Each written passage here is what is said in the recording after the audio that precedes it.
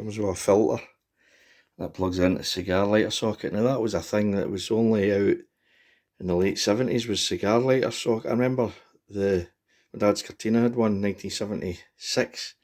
I don't think they'd cigar lighters until at least 73, and it was only things like Jaggers and Triumphs that had it. And there's a wee filter for it. There you go.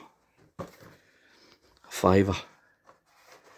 And I've been waiting 20 years to go camping to use it. I've never used the thing. Anyway, hope you enjoyed it. Remember, like and subscribe. Mr. H Classic Cars. He's still in, it's a Kingmaker. He's got to get into Everton. He's got to get into Everton.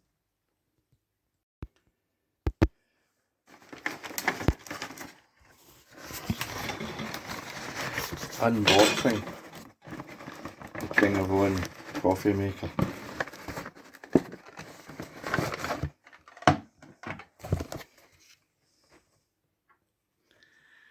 So this was bought in 2005.